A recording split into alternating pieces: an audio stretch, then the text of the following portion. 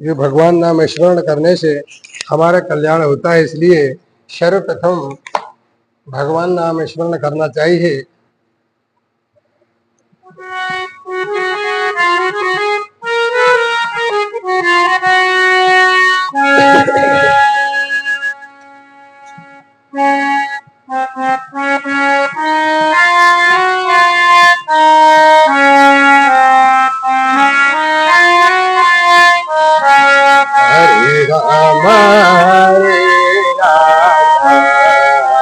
हरे राम राम राम हरे हरे, हरे कृष्णा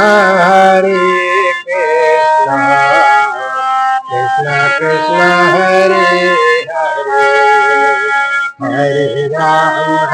हरे राम राम राम हरे हरे, हरे कृष्णा कृष्णा कृष्णा हरे हरे, हरे राम राम राम हरे हरे, हरे कृष्णा कृष्णा कृष्णा हरे हरे, राम राम राम हरे हरे, हरे राम राम हरे हरे,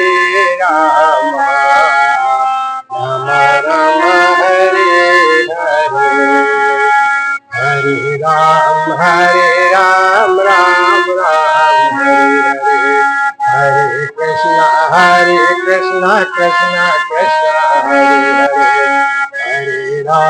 हरे राम राम हरे हरे, हरे कृष्णा कृष्णा हरे हरे, हरे राम राम हरे हरे, हरे राम राम हरे हरे, सीताराम सीताराम सीताराम जय सीताराम, सीताराम सीताराम सीताराम जय सीताराम, मधुर मधुर नाम सीताराम सीताराम, सीताराम सीताराम सीताराम जय सीताराम, मधुर मधुर नाम सीताराम सीताराम, सीताराम सीताराम सीताराम कहिए, जय विधि राखे राम कही विधि रहिए, विधि का विधान जान हार राम कहिए, जय विधि राखे राम कही विधि रहिए, जिंदगी की डोरी तो पे हाथ दीनानाथ के, महलों में राखे चाहे झोपड़ी में बांध दे, धन्यवाद दे विवाद राम राम भजिए, जय विधि राखे राम कही विधि रहिए, या अभिमान तो फिर मान नहीं पाएगा, होगा वही प्यारे जो श्री राम जी को माएगा, होगा वही प्यारे जो श्री राम जी को गाएगा, साधु संग राम रंगे अंगे अंग रंगिए, साधु संग राम रंगे अंगे अंग रंगिए, जय विधि राखे राम कही विधि रहिए, हरे राम राम हरे हरे, हरे कृष्णा कृष्णा कृष्णा हरे हरे, सीताराम सीताराम सीताराम जय सीताराम, मधुर मधुर नाम सीताराम सीताराम, सीताराम सीताराम सीताराम जय सीताराम, मधुर मधुर नाम सीताराम जय सीताराम, सीताराम सीताराम सीताराम जय सीताराम, मधुर मधुर नाम सीताराम सीताराम, सीताराम सीताराम सीताराम जय सीताराम, नाम सीताराम सीताराम। बोल श्री कौशल किशोर भगवान की जय। इस प्रकार भगवान नाम स्मरण करने से और श्री भगवान सदगुरुदेव के चरणों में प्रणाम करने से दिव्य दृष्टि उत्पन्न हो जाती है। तब सब आगे के कार्यक्रम होते हैं। इसलिए सर्वप्रथम भगवान सदगुरु के चरणों में प्रणाम करते हुए भगवान नाम स्मरण करना चाहिए, क्योंकि रामायण जी में लिखा है कि श्री गुरु पद राज मन गण ज्योति और सुमरत द्रव्य दृष्टि होती। जैसे भगवान गुरुदेव के चरणों में प्रणाम करते हैं तो द्रव्य दृष्टि उत्पन्न हो जाती है।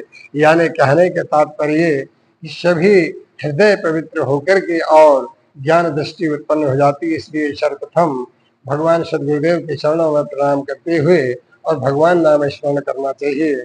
और दूसरा है कि ये मानव जीवन का लक्ष्य भी यही है कि सर्वप्रथम और जो हर मनुष्य को तो गुरुमुखी होना चाहिए, क्योंकि गुरुमुखी होने से हमारे मन पवित्र होते हैं। क्योंकि लिखा है कि मन पवित्र सेवा करो और धन पवित्र कर दान और तन पवित्र हरि भजन सोत त्रिविध कल्याण। अगर मन को पवित्र करना हो तो अपने सदगुरुदेव को चरणों में प्रणाम करना चाहिए और तन पवित्र सेवा करो, मन पवित्र सेवा करो, धन पवित्र कर दान और तन पवित्र हरि भजन सो होत त्रिविध कल्याण। जब भगवान कल्याण करते हैं, क्योंकि अगर भगवान रूठ जाए तो भगवान मान जाते हैं, अगर गुरु रूठ जाए तो गुरु मानते नहीं है। क्योंकि भगवान ने और सभी शास्त्र वेदों में यही बताया जाता है कि सर्वप्रथम तो हर मनुष्य को गुरुमुखी होना चाहिए। जो निगुरे ही और अपना मृत्यु को प्राप्त होते हैं, उन्हें मृत्यु के बाद जीवात्मा को लेने के लिए यम के दूत आते हैं, और जो गुरुमुखी होकर गले में कंठी धारण करते हैं उनकी ऐसी मृत्यु होती है बिल्कुल शांत भाव से, और उनको लेने के लिए श्री भगवान नारायण के पार्षद मृत्यु के पश्चात जीव आत्मा को लेने आते हैं और विधिवत और पार्षद फिर उन्हें ले जाते हैं। क्योंकि इसमें भगवान नाम जो हृदय में रहता है, उस दिन से हर मनुष्य पवित्र हो जाता है जो गुरुमुखी होते हैं, और इस कारण से फिर यम के दूतों का अधिकार खत्म हो जाता है। क्योंकि जिसके नामदान हृदय में है वह तो पवित्र हो जाता है। इसलिए नामदान लेना बहुत जरूरी है। मृत्यु के पहले ही नामदान ले लेना चाहिए। कुछ लोग कहते हैं कि अभी तो हमारा भजन करने का दिन थोड़ी, कब भजन करोगे भाई? जब बूढ़े हो जाओगे, खाट में धरे रहोगे, कोई काम के नहीं रहोगे, तब भजन करोगे। भजन की कोई नियम नहीं होते, भजन की कोई समय नहीं होता, भजन की कोई उम्र नहीं होती। भजन के लिए तो हमेशा ही जब चाहे जब भजन कर सकते हैं, और गुरु दीक्षा जब चाहे जब ले सकते हैं। बशर्ते ये है कि अपने आप में हृदय में और एक प्रेरणा पैदा होती है कि मुझे गुरु दीक्षा लेना है, तभी लेना चाहिए। अगर किसी के कहे में जबरदस्ती ले लिए तो आपके वो काम नहीं देगा। क्योंकि गुरु दीक्षा लेने के बाद अगर आप 5 नाम भगवान के नहीं लेंगे तो वो गुरु दीक्षा किसी काम की नहीं है। क्योंकि नामदान लेने के बाद उनको नाम स्मरण करेंगे तो परम पिता परमात्मा हम पर हमेशा और निगरानी रखते हैं और हमेशा हम पर दया करते हैं। इसलिए हमें नामदान अवश्य लेना चाहिए। और दूसरा है गृहस्थ जीवन के लिए, जैसे किसी के यहाँ कोई बालक का जन्म हो या कोई बालिका का जन्म हो और वो चिड़चिड़े स्वभाव के हो, तो उसके लिए एक अचूक उपाय बताया गया है। शिव पुराण में है कि भाई उसके बेलपत्र के वृक्ष के नीचे जाकर के बैठ जाएं, और जिस व्यक्ति का स्वभाव चिड़चिड़ा हो उसका नाम लेकर एक आटे का दिया बनाए गोल, और उस दिए में लंबी बत्ती बना के और इस प्रकार धन के निशान वाली लंबी बत्ती लगा के रख दें, और 4 मुँह हो जाते, चारों मुँह में आँच जोड़ दें तो चौमुहा दीपक कहते हैं उसको। उस चौमुहा दीपक को थोड़े से काले तिल डालकर उस व्यक्ति का नाम लिखें, नाम बोलें, जिसका मन स्वभाव चिड़चिड़ा हो, जो उद्दंड प्रवृत्ति का हो, माता पिताओं को कुछ ना समझता हो, बुरे कर्म करता हो और बुरा रहन सहन उसका हो, किसी प्रकार की बात ना मानता हो, ज्यादा ही परेशान कर रहा हो, तो यह अचूक उपाय है। क्योंकि ये शिव पुराण में आया है कि इससे एकदम उसकी वृत्ति और सुधर जाती है। ये हम ग्रस्त के लिए, आप ग्रस्त के लिए हम यह मंत्र बताते हैं, कृपया इसे ध्यान पूर्वक जरूर करें और इसके करने से आपको जरूर लाभ होगा। अगर ना हो तो आप हमें कांटेक्ट में कॉल करना। इसलिए हम आपको बताते हैं क्योंकि ये मनुष्य जीवन का कर्तव्य जो है हम शास्त्र वेदों के हिसाब से बताते हैं। अब आपको मानना है तो मान लेना और ना माने तो कोई बात नहीं, हमारा तो बताने का काम है। और दूसरा है, ये श्रावण मास में जो भी माताएं बहनें और जो भी भक्तगण व्रत रहते हो, तो ये श्रावण मास में भगवान शिव का विशेष पूजन का महत्व बताया गया है। इसमें अगर बन सके तो सफेद चंदन से और तीनों बेलपत्र में, ऊपर वाले में ओम, नीचे साइड वाले में नमो और इस साइड वाले में शिवाय, इस प्रकार ओम नमो शिवाय लिख करके या ओम नमो शिवाय नमस्तुभ्यम, श्री शिवाय नमस्तुभ्यम, श्री शिवाय नमस्तुभ्यम लिख करके और भगवान शिव को समर्पण करें। और जल में अक्षत यानी चावल और हल्का दूध डाल करके और हल्की चीनी डाल करके भगवान शिव का अभिषेक करें और यह मंत्र बोलते रहें कम से कम 108 बार। तब देखिए आप श्रावण महीने का पूजन पाठ का फल क्या होता है। हमें तो ये शास्त्र में बताया जाता है, इसलिए हम आपको पहुंचाते हैं। कृपा इसे श्रवण करके और इसके अनुसार में पूजन पाठ करने के बाद आपको बहुत बड़ी शांति मिलेगी। हमारा यह कर्तव्य है कि हर मानव को सतमार्ग में चलने की रास्ता बताना। अब करना नहीं करना आपका काम है और इसीलिए हमें सभी शास्त्रों का अध्ययन करके और फिर इसमें जो मक्खन रहता है इसे हम निकाल के आप तक पहुंचाते हैं, क्योंकि इससे हमारा कल्याण होता है और कल्याण ही हर मनुष्य चाहता है कि हमारा हमेशा कल्याण हो, इसलिए कहना पड़ता है। और आगे अब हम आपको कीर्तन के माध्यम से श्रवण कराते हैं।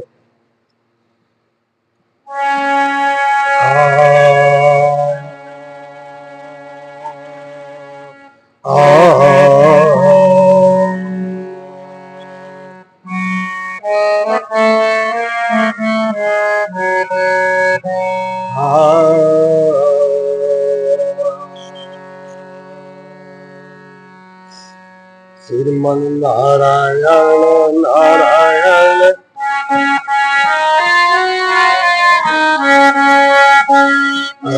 श्रीमन नारायण नारायण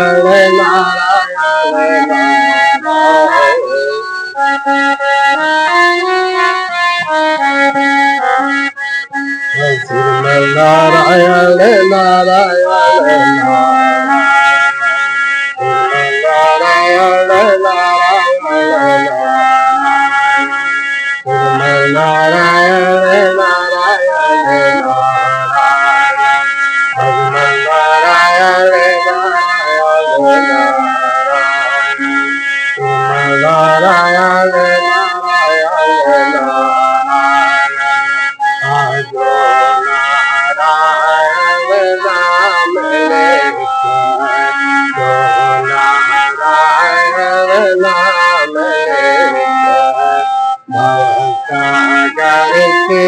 पार सागर के पार सब सारा नारायण नारायण नारायण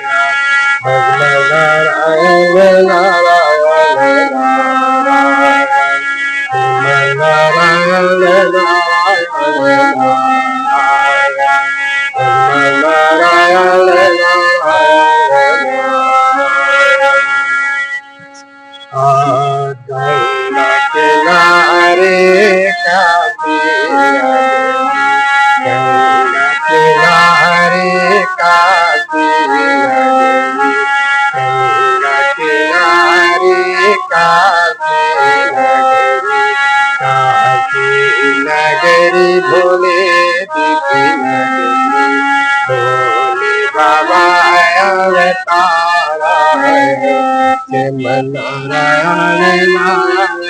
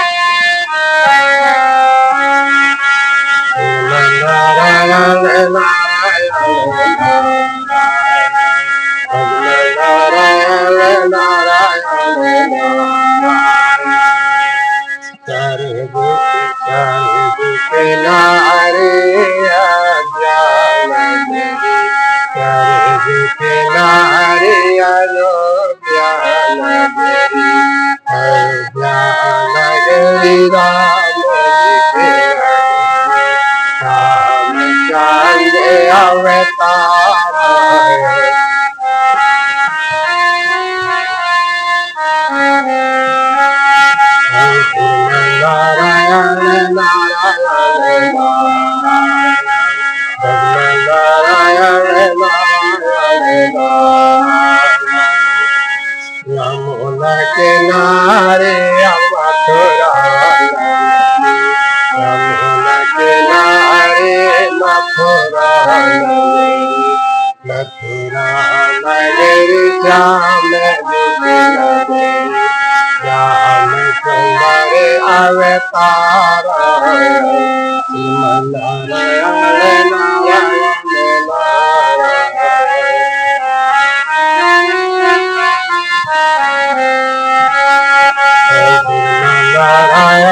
नारायण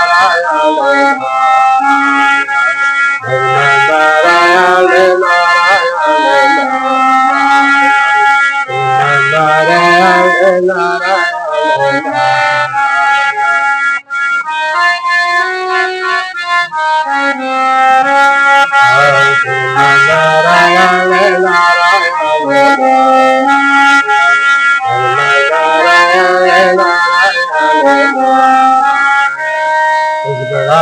अब हम अपनी बारे को यही विराम देते हैं, क्योंकि समय का अभाव है। समय को देखते हुए हम अपनी वाणी को विराम देते हैं। ओम नमो नारायण कृष्ण हरि ओम नमो नारायण कृष्ण।